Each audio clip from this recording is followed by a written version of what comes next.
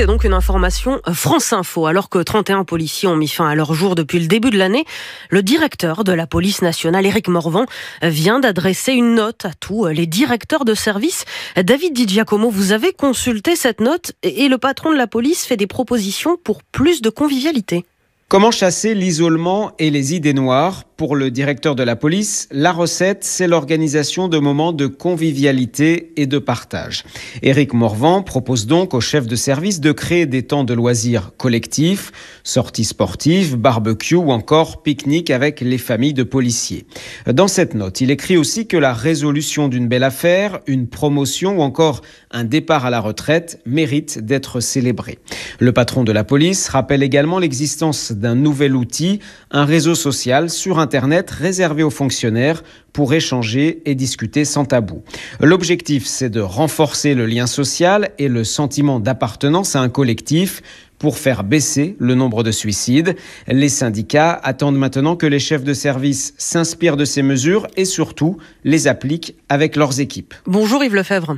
Bonjour. Vous êtes secrétaire général du syndicat Unité SGP Police FO. Merci d'avoir répondu à notre invitation sur France Info. Vous venez d'entendre le reportage de David Di Giacomo. Ces mesures, c'est vraiment ça l'urgence pour lutter contre les suicides de policiers ? Je dirais que ça fait partie des urgences, ça fait partie des mesures à prendre, mais c'est pas suffisant.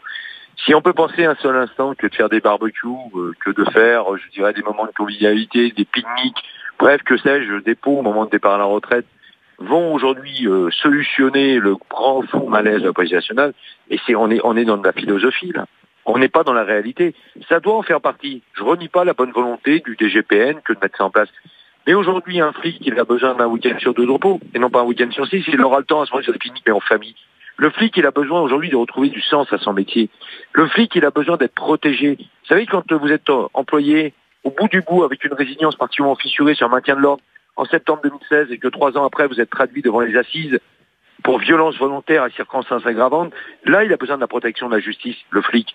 Et vous savez, quand moi j'entends parler de moments de convivialité, oui, ok, d'accord. On a les chefs de service qui vont le faire, à n'en pas douter.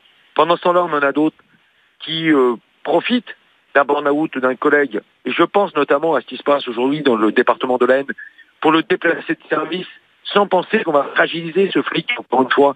Des flics qui sont traduits devant des conseils de discipline et qu'on est obligé de désarmer parce qu'ils ont envie de se flinguer. Alors vous savez, c'est bien, la philosophie, oui, c'est bien. Il y a une volonté peut-être de bien faire, mais si on ne fait que ça, il faut analyser le mal à la starcie aujourd'hui et permettre aux flics d'être resociabilisés et permettre aux flics d'être protégés. Permettre aux policiers d'être protégés, ouais, ce sont des mesures qui ne sont pas encore prises, il manque une prise de conscience. Non, absolument pas. Bon, vous savez, j'ai eu il y a une semaine, j'ai eu Christophe Castaner longuement sur le téléphone, suite à l'affaire de notre collègue de la CRS 7 de Deuil-la-Barque. Je dirais particulièrement alimenté et légitimement, d'ailleurs, et fort heureusement, les médias la semaine dernière et la colère policière.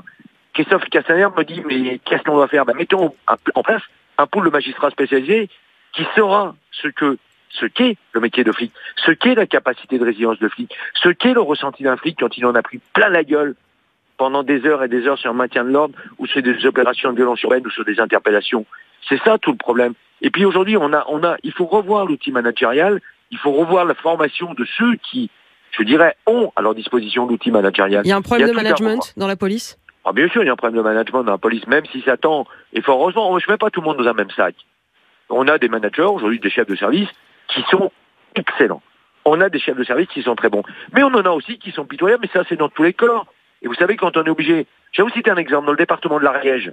Aujourd'hui, j'ai un gros souci avec mon représentant départemental, élu du personnel, qui est aujourd'hui en complet burn-out parce qu'il subit, je dirais, la discrimination, le harcèlement de son directeur départemental, du moins de sa directrice départementale. C'est à ça qu'on a besoin d'avoir des réponses aujourd'hui. Et vous savez, j'ai entendu parler des réseaux sociaux. Les flics n'ont pas attendu la direction générale pour mettre en place des réseaux sociaux. Je pense notamment, entre autres, à un groupe sur Facebook, en l'occurrence Famille de flics, qui, effectivement, les collègues... Qui communiquent et qui discutent des gens. Merci beaucoup Yves Lefebvre, secrétaire général du syndicat Unité SGP Police FO. Merci d'avoir répondu à notre invitation sur France Info. Retrouvez toute notre actualité sur videopolice.com, la chaîne YouTube d'Unité SGP Police.